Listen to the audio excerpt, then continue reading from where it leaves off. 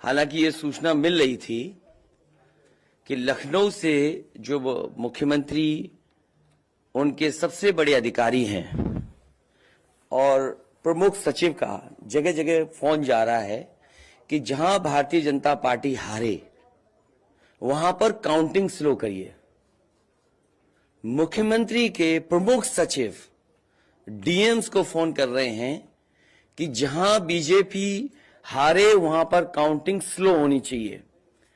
और यही नहीं, अगर हम पिछला चुनाव देखें तो जो भारतीय जनता पार्टी की हार हुई है 47 सीटें ऐसी हैं जो 5000 के अंदर कम वोट में हुई हैं।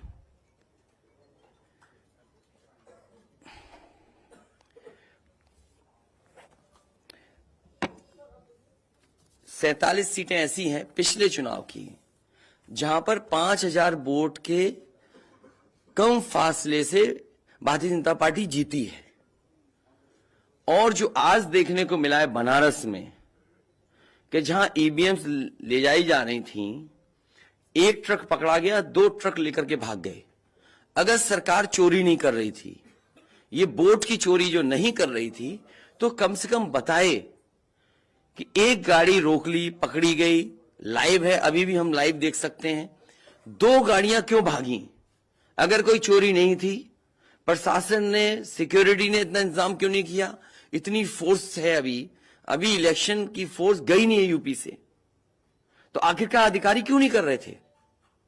क्या वजह है कि बिना सिक्योरिटी, बिना इतने इंतजाम के ईवीएम्स जा रही हैं? और ईवीएम्स के बारे में ये मानना है कि किसी भी वेयर हाउस में रखी हो या किसी भी स्ट्रांग रूम में रखी हो, तो बिना प्रत्याशी के जानकारी के आप मूव नहीं कर सकते हैं। अगर आपको ईवीएम्स को मूव करना है तो कम से कम जो प्रत्याशी चुनाव लड़ रहे हैं उनकी जानकारी में होना चाहिए। और सोचिए, मुख्यमंत्री आवास से प्रमुख सचिव, मुख्यमंत्री जगह जगह फोन कर रहे हो और डीएम्स को बता रहे हो।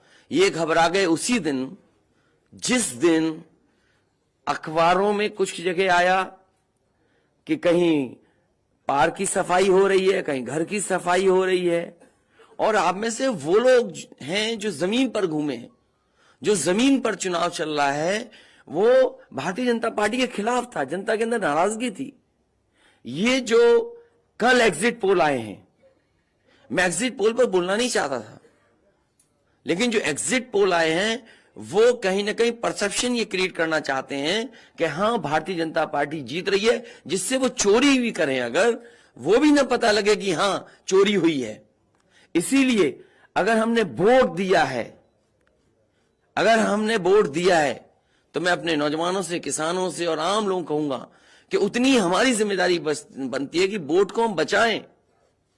अगर वोट नहीं गिना जाएगा तो लोकतंत्र कहां जाएगा? और ये लोकतंत्र की आखिरी लड़ाई है।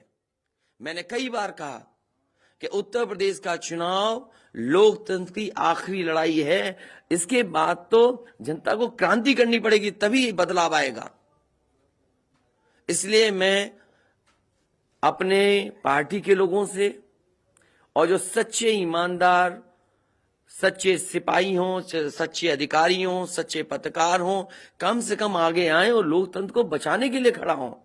और मैं अपनी पार्टी के लोगों से कहूंगा कि जब तक काउंटिंग न हो जाए तब तक कम से कम ये नजर रखें और लगातार निगरानी रखें कि कैसे वोट बचाया जा सकता है, कैसे जहां पर मशीनें रखी हैं कोई किसी का आना जाना ना हो। ये लोकतंत्र के लिए बहुत ही खतरे का समय है। जो दल हार गया, अब उसके बस में यही है जो अब करने जा रहे हैं। ये जितने कुछ एग्जिट पोल हुए हैं वो इसीलिए हुए हैं कि अगर वो चोरी भी करें तो शायद नजर ना आए। अब ईवीएम्स पकड़ी गई हैं, बहाना कोई ना कोई अधिकारी बताएंगे कि हम ईवीएम्स इसलिए ले जा रहे थे। आखिरकार फोर्स के साथ क्यों नहीं ईवीएम्स जा रही थी? ये तो ईवीएम की एक बनारस की जो अभी भी लाइव चल रहा है वो घटना है। बरेली में एक स्ट्रांग रूम से बाहर नगर पालिका की कचड़े की गाड़ी में, जिसका नंबर UP25 DT 9166 में 3 बक्से सील पकड़े गए। जो सील बक्से थे, एक बक्से में सादा बैलेट पेपर था तथा 2 बक्से में मोहरें, रजिस्टर तथा सील करने वाला सामान था। करीबन 500 बैलेट पेपर पकड़े गए। इसी तरह सोनभद्र का है कि सोनभद्र में भी बड़े पैमाने पे चीजें पकड़ी गई। वो भी लोग समझ में आ गया तो उन्होंने देखा, एसडीएम को रोका। एसडीएम घोरावल जनपद सोनभद्र में खाली मत पर अपनी गाड़ी से पॉलिटेक्निक कॉलेज ले जाते हुए पकड़े गए। क्या सफाई देगी सरकार?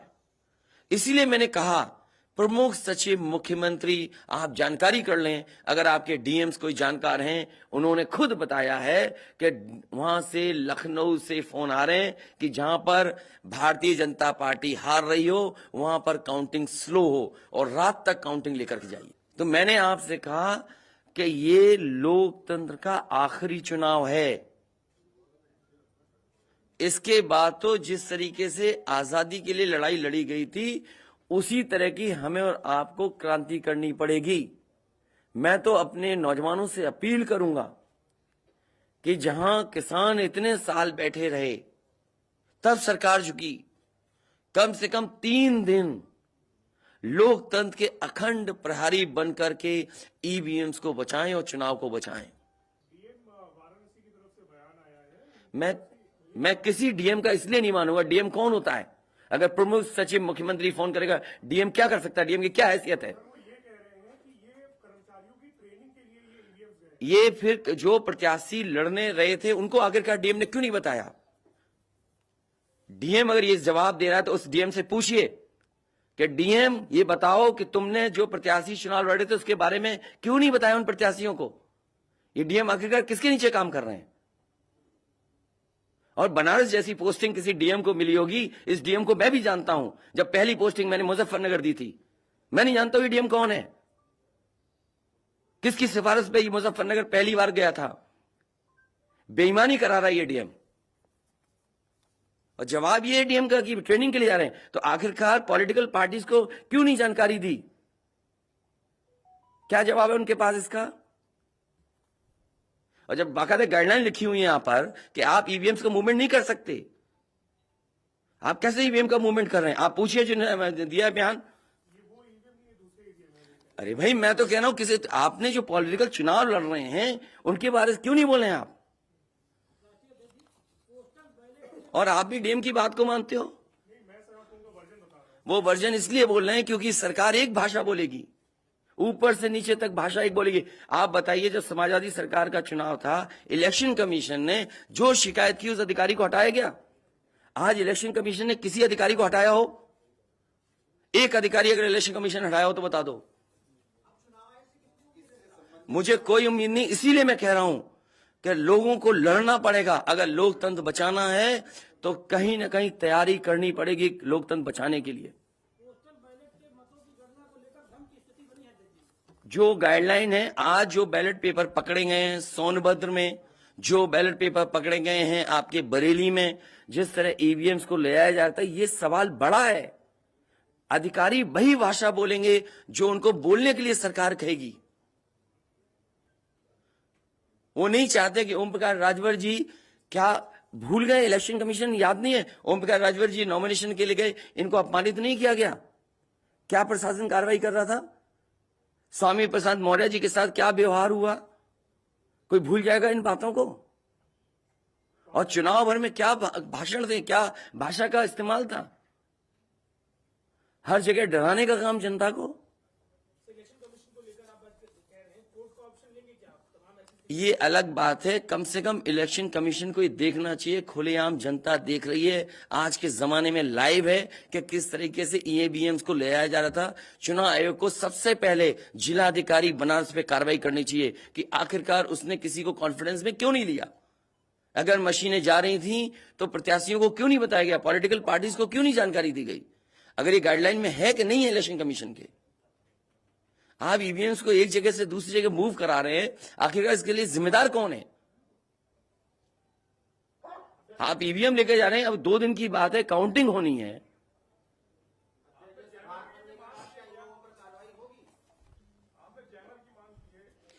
जैमर इसलिए कि कई लोग आशंका इस बात की व्यक्त कर रहे हैं कि हो सकता है कि टेक्नोलॉजी ऐसी हो जहां पर मैनिपुलेशन किया जा सके, इसलिए कहीं ना कहीं देखा जाना चाहिए इस बिंदु को भी। भारतीय जनता पार्टी के नेता प्रकाश राजभर हो, स्वामी प्रसाद मौर्य हो, संजय चौहान हो, या जो ये कहें कि आपके साथ जो लोग आपके चुनाव में आपके साथ आए, आपके साथ चुनाव लड़े, उनको चुनाव नहीं जीतने देंगे, उनको चुनाव किसी भी कीमत पर हम हराएंगे। तो यही तो तरीका है, जो लड़ रहे हैं उनके बेटे ही तो लड़ रहे हैं चुनाव, जहां की वीवीएम पकड़ी गई हैं। और भविष्यवाणी एग्जिट पोल में कैसे आ सकती है? पॉलिटिकल लीडर्स जो बातें कहें, सत्ता के लोग बैठे हुए, वो एग्जिट पोल में कैसे दिखाई दे रहा है? प्रशासन और सरकार की जो चोरी है, इसमें एग्जिट पोल के टेलीविजन चैनल शामिल हैं। आपको ये देखना चाहिए, जो एग्जिट पोल कर रहे हैं क्या मुनाफे के लिए कर रहे थे? जो कंपनियां बड़ी बड़ी सर्वे का पैसा कौन दे रहा है उनको? और जो डेटा दिया है चैनलों को, फ्री दिया गया है कि उपहार में दिया गया है, वो अलग बिंदु है। कोई इतनी बड़ी एक्सरसाइज कर रहा है, उसका फाइनेंशियल बर्डन कौन उठा रहा है?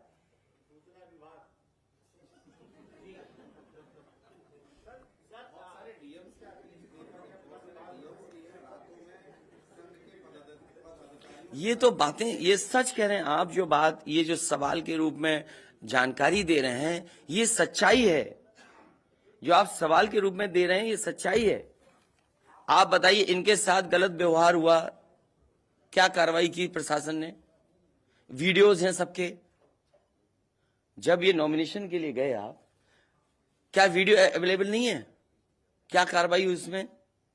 स्वामी प्रसाद मौर्य जी के ऊपर जो अटैक हुआ, उसमें क्या कार्रवाई हुई? मेरे क्षेत्र में जो प्रत्याशी चुनाव लड़ने आया, तो उसने अपने आप अपनी गाड़ी तोड़ी, अपने आप गाड़ी तोड़ी खुद की, और आरोप लगाए समाजवादियों पर।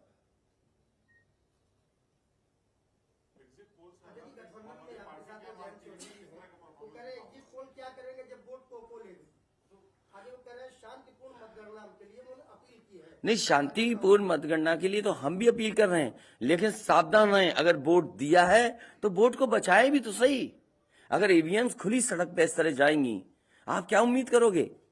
आपके बैलेट पेपर पकड़े जा रहे हैं। आपके लखनऊ में ही एक गाड़ी पकड़ी गई थी, उसके अंदर क्या क्या था? वो कहते वो तो हर गाड़ी में टूल बॉक्स होता है।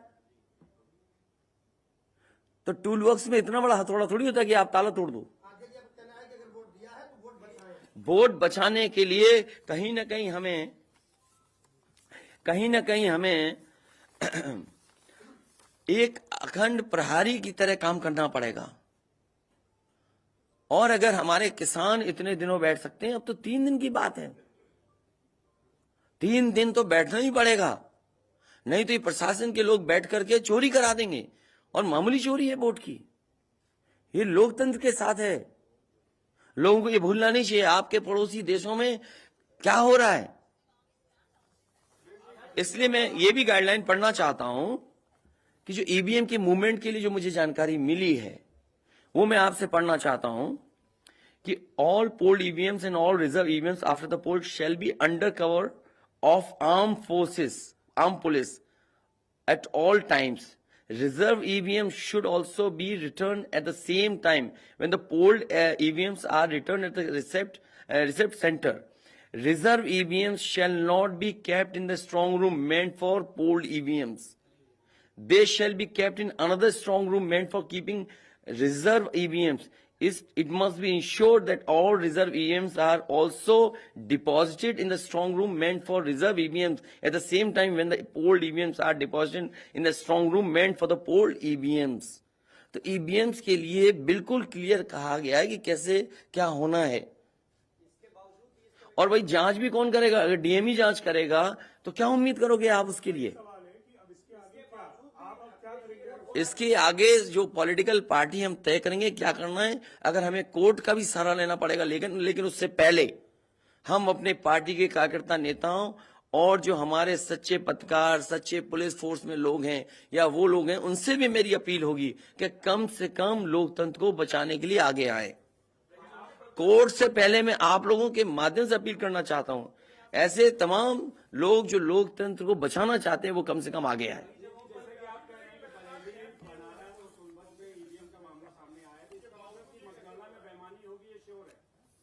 आपने पंचायतों का चुनाव देखा था, भारतीय जनता पार्टी ने खुलेआम वोट को लूटा।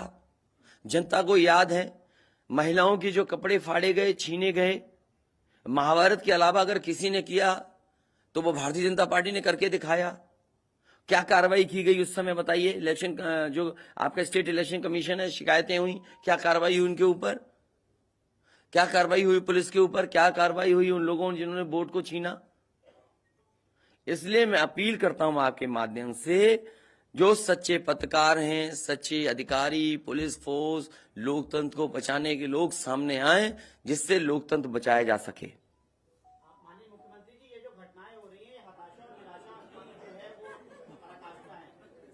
क्या ऐसा कुछ होगा? क्या समाजवादी मैं नौजवानों से विशेष अपील करूंगा, और इसलिए अपील करूंगा, मैंने वो तस्वीरें देखी कि नौजवान वोट डालने के लिए लोकतंत्र में कैसे निकल पड़ा। अगर उसने वोट डाला है तो कम से कम वो वोट बचाए। अपना कैसे वोट बचाएगा? गिनने से कैसे गिनती में लाएगा? और ये कोई ये मामूली घटना नहीं है। जो लोग लोकतंत्र पर भरोसा करते हैं उनके अंदर आक्रोश होगा। ऐसा नहीं है कि गुस्सा नहीं होगा उनके अंदर।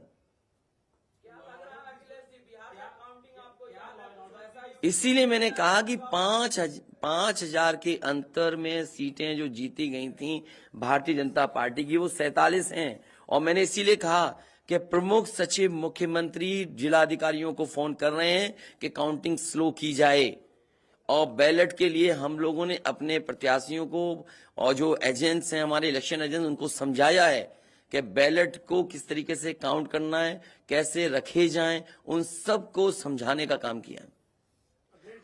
और आप में से जो लोग बनारस गए होंगे वो जानते होंगे कि बनारस साउथ समाजवादी पार्टी जीत रही है, अयोध्या समाजवादी पार्टी जीत रही है। ये घबराहट है बीजेपी को।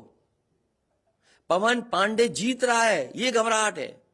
किशन दीक्षित जीत रहा है, ये घबराहट है बीजेपी को। नहीं, वो अलग बात है, पान भी खाया और भाषा नहीं देखी आपने। क्या प्रवक्ता की बात करते? कौन है ये चीज प्रवक्ता? कोई प्रवक्ता की बात नहीं करेंगे। क्या प्रवक्ता उठा लाए आप किसी गली मोहल्ले से? क्या प्रवक्ताओं की बात करते हैं आप? इतने सीनियर जर्नलिस्ट बनते हो आप अपने आप को। ये मामला सीरियस है, क्या प्रवक्ता बताएगा? इलेक्शन कमीशन क्यों नहीं बता रहा? ये खुलेआम ईवीएम घूम रही हैं। कोई आश्वासन नहीं दिया। हो सकता है हमारी प्रेस के शायद कुछ जागे। ये यूपी के हैं सब, और कहां के हैं इलेक्शन कमीशन के लोग? रिटर्निंग ऑफिसर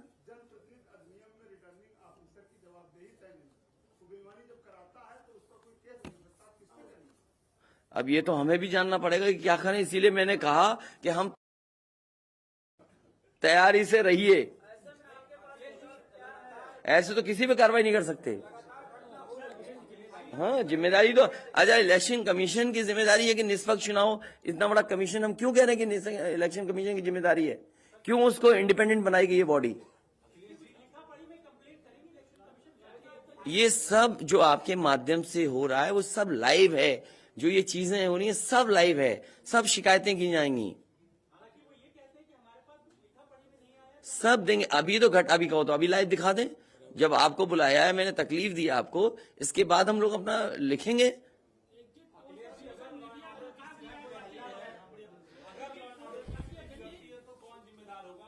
इलेक्शन कमीशन जिम्मेदार है इसके लिए। ईवीएम्स खुलेआम जा रही हैं, बैलेट पेपर कूड़े के डब्बे में पकड़े जा रहे हैं। गाड़ी का नंबर हम बता रहे हैं आपको, एसडीएम लेकर के जा रहा है।